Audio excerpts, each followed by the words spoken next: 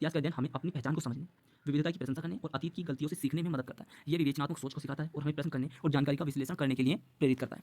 सिर्फ इतिहास ही एकमात्र ऐसा स्रोत है जिसके आधार पर आप चाहें तो किसी भी व्यक्ति से गुणवत्तापूर्वक तथ्य रख सकते हैं और उससे बहस कर सकते हैं। नमस्कार दोस्तों, स्वागत है आपका यूपीएससी जोन में। आज शुरू करने जा रहे हैं हम लोग एनसीईआरटी क्लास 6 की हिस्ट्री, जिसका चैप्टर नंबर 1 है व्हेन, वेयर एंड हाउ।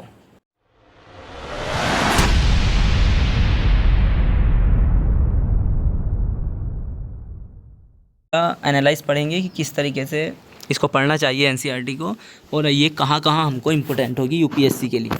तो पहला चैप्टर का पढ़ते हैं, क्या है। शुरू में ही टॉपिक के इतिहास की परिभाषा हम किस तरीके से करते हैं। इतिहास अतीत के अध्ययन को कहते हैं जो हमें यह समझने में मदद करता है कि घटनाएं, समाज और संस्कृतियां कैसे विकसित हुई। यह प्रमुख प्रश्नों पर उत्तर देता है, और क्या हुआ, ये कहाँ हुआ, कैसे घटना हुई, इन सब के बारे में एक संक्षिप्त नॉलेज आपको देता है। आपको बताता है कि किस तरीके से घटनाएं घटती हैं और किस तरीके से उनको हम देखते हैं एक टाइम के बाद। जैसे कि आज से हम पीछे देखते हैं, हड़प्पा सभ्यता को देखते हैं, तो इतने साल पुरानी चीज़ों को हम किस तरीके से देखते हैं आज, उसका एक अध्ययन है, एक संक्षिप्त अध्ययन है इतिहास।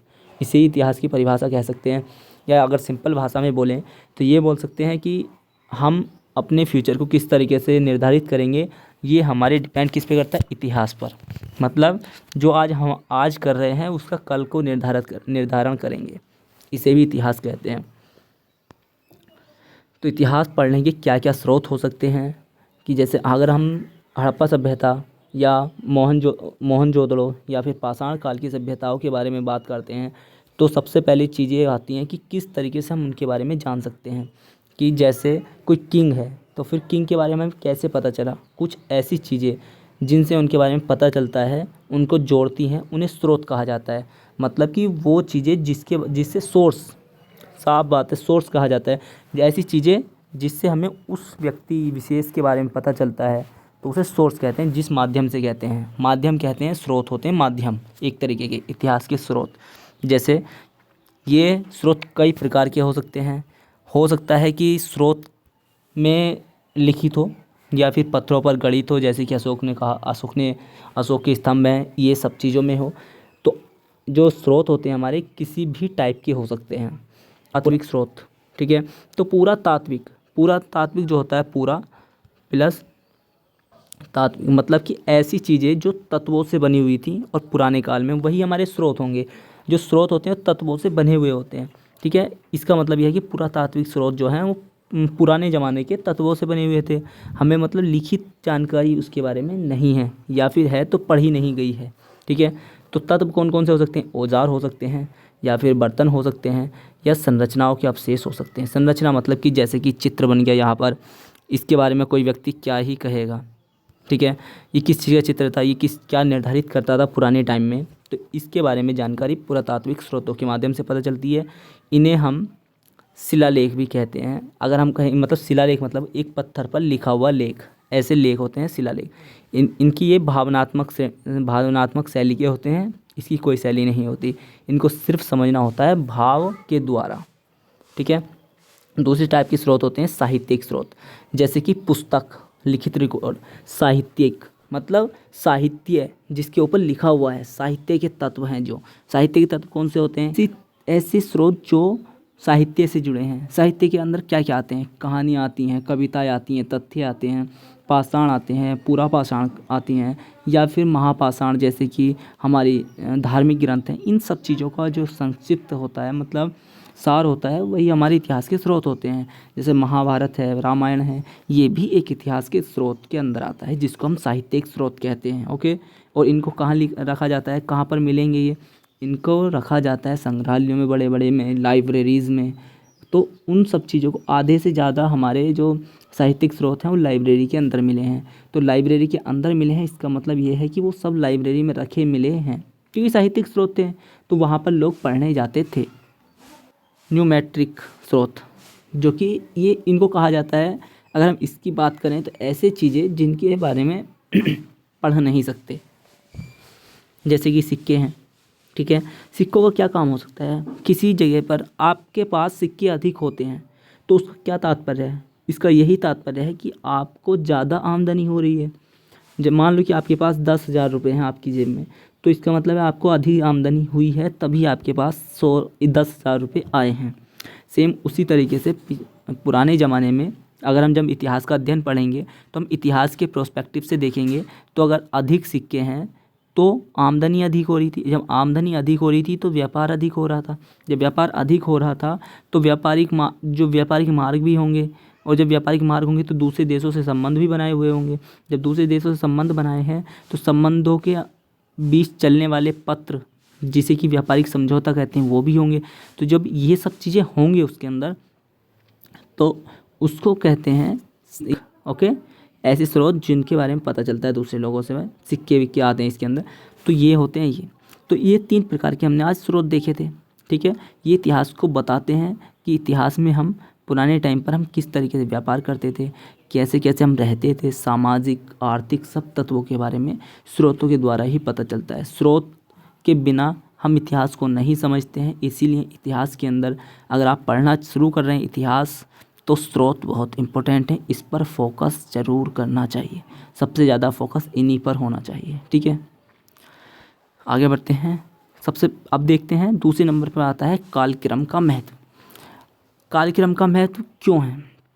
देखिए, यह है कालक्रम। कालक्रम मतलब कि कब कौन सी सभ्यता कब जन्मी, कब उसका विलय हुआ और कब वो ऊंचाई पर थी, मतलब कि सबसे ज़्यादा श्रेष्ठ स्थान पर कब थी वो। ये सब हमारे आते हैं कालक्रम में।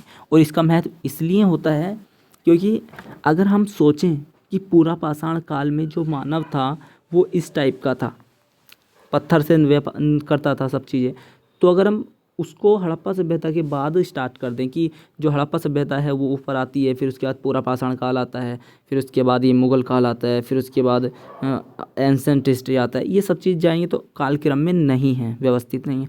तो हम इसको अगर पढ़ेंगे, ठीक है, अगर पढ़ेंगे तो हमको वैसे ही अच्छा नहीं लगेगा, क्योंकि हड़प्पा सभ्यता में लोग अपनी व्यापार करते थे, अच्छी खासी ज़िंदगी जीते थे। लेकिन यहाँ पर वो अपनी ज़िंदगी नहीं जीते थे। पूरा पाषाण काल में वो सब ज़्यादातर मांस पर निर्भर रहते थे, शिकार पर निर्भर रहते थे, तो इसलिए वो आखेटक थे। तो यह कॉम्बिनेशन बैठ ही नहीं रहा। इसलिए कालक्रम का महत्व बहुत ज़्यादा होता है। कालक्रम का महत्व इसलिए भी होता है कि चीज़ों को सिंपल तरीके से दर्शाया जा सके। मुग़ल काल, एंसेंट हिस्ट्री और आधुनिक हिस्ट्री, इस पर बहुत सी बहसें हैं, तो हम इसके आधार पर ही कालक्रम का महत्व जानेंगे। देखिए, सबसे पहले प्राचीन इतिहास, मध्यकालीन इतिहास और आधुनिक इतिहास। अंग्रेज़ों ने इसका वर्णन इस तरीके से नहीं किया था। अंग्रेज़ों ने लिखा था कि हिंदू काल शुरू में, और फिर मुस्लिम काल, और जस्ट उसके बाद लिखा था उन्होंने ब्रिटिश राज, ठीक है। तो इसको इस तरीके से दर्शाया था। तो हमारे जो इतिहासकार हैं उन्होंने उसका बहिष्कार किया कि ये सब चीज़ें सही नहीं है, क्योंकि अगर ऐसी तरीके से हो जाता तो किसी एक शासक के प्रति, किसी एक वर्ग के प्रति हम रूढ़ हो सकते थे। इसलिए कालक्रम का महत्व बहुत ज़्यादा हो जाता है। कालक्रम किस तरीके से डिसाइड किया जाता है, तो उसके लिए हमारे पास पद्धतियाँ हैं 2, AD BC, ठीक है, या AD को लिखते हैं BCE और BC को लिखते हैं CE, ओके। ये इसलिए लिखते हैं, मतलब जो ईस्वी थे ये सब पश्चिम से शुरू हुआ है, तो पश्चिम में जो हमारे ईसा मसीह थे उनके जन्म से पहली चीज़ों को ईसा पूर्व बोला जाता है, और उनके बाद की चीज़ों को ईसा बाद, मतलब ईस्वी सन, ये बोला जाता है। जैसे कि 2000 क्या है, सन है, क्योंकि ये ईस्वी के बाद का है। लेकिन अगर यहीं पर मैं बोल दूँ 2000 ईसा पूर्व, तो ये 2000 ईसा पूर्व किसको दर्शाएगा? हड़प्पा सभ्यता को बहुत पुरानी है, ठीक है। तो ये आज 2000 ईसा पूर्व 1 सन को 0 माना गया है, ताकि उसको अच्छी तरीके से दिखाया जा सके। तो इसलिए कालक्रम का महत्व बहुत ज़्यादा हो जाता है उसको समझने के लिए कि किस टाइप से चीज़ें थीं और डिसाइड हुई। आगे चलते हैं, आगे देखते हैं कौन सा टॉपिक है, ये है। और कुछ इम्पोर्टेंट पॉइंट्स हैं जो आपको याद रखने चाहिए। जो इतिहास पढ़े हुए आप क्लास 6 पढ़ेंगे, उसके बाद 7, 8, 9, 10, इन सब को पढ़ते पढ़ते जब जाएंगे तो उसके लिए सबसे इम्पोर्टेंट चीज़ें ये हैं, उसको आपको याद रखना है। ये पहली इंट्रोडक्शन क्लास थी और चैप्टर नंबर 1 था। इतिहास के अंदर क्लास 6 के अंदर इतिहास का पहला चैप्टर था, उसमें सारी चीज़ें ऐसी बताई गई ताकि आप उसको आगे ध्यान रखो सारी चीज़ें पढ़ने से पहले, क्योंकि ये आपकी पहली क्लास है इतिहास की। और जब इतिहास की पहली क्लास है तो आपको उसमें अधिक से अधिक चीज़ें ऐसी ही रखनी है ताकि आपको याद रहें। देखते हैं ऐसे क्या इंपॉर्टेंट पॉइंट्स हैं जिसको हमको क्लास इंटर तक और उसके बाद तक याद रखना है। ऐसी क्या चीज़ें हैं? पूर्व इतिहास मतलब कि ऐसे समय जब लिखित रिकॉर्ड नहीं है। इतिहास में ऐसा भी टाइम है जहाँ पर हमारे पास लिखित स्रोत नहीं है, पुरातात्विक निष्कर्षों के माध्यम से अध्ययन किया गया है। हमारे पास ऐसी चीज़ें भी हैं जिसके पास हमारे पास नहीं है लिखित, जैसे कि पुरापाषाण काल, उसका हमारे पास लिखित स्रोत नहीं है। तो ऐसी चीज़ें प्राचीन इतिहास, मध्यकालीन इतिहास और आधुनिक इतिहास, इन 3 इतिहास में बांटा गया है पूरे इतिहास को। और प्रारंभिक इतिहास लिखित को 500 ईसा पूर्व तक कवर करता है, मतलब कि ऐसा टाइम जहाँ से लिखित साक्ष्य मिलने स्टार्ट हो गए थे तब से लेकर 500 ईस्वी तक को प्राचीन इतिहास कवर करता है। और 500 से रंग चेंज कर लेता हूँ, 500 से 1500 ईस्वी तक के ऐसे इतिहास को मध्यकालीन इतिहास कहा जाता है। और 1500 ईस्वी के बाद के इतिहास को आधुनिक इतिहास कहा जाता है, जो प्रौद्योगिकी, राजनीति और सामाजिक तेजी के बदलाव को चिन्हित करता है। मतलब यहाँ पर आधुनिक इतिहास इसलिए कहा जाता है क्योंकि यहाँ पर अधिक से अधिक इनोवेशंस हुए। जैसे पाषाण काल को 2 भागों में 3 पार्ट में डिवाइड किया गया है, पूरा पाषाण काल, मध्य पाषाण काल और नव पाषाण काल। जो नव है वो कुंजी है नए इतिहास की, कि यहाँ पर नवाचार हुआ। ठीक है, तो नवाचार हुआ तो यहाँ पर इसलिए इसको कहा गया है आधुनिक इतिहास।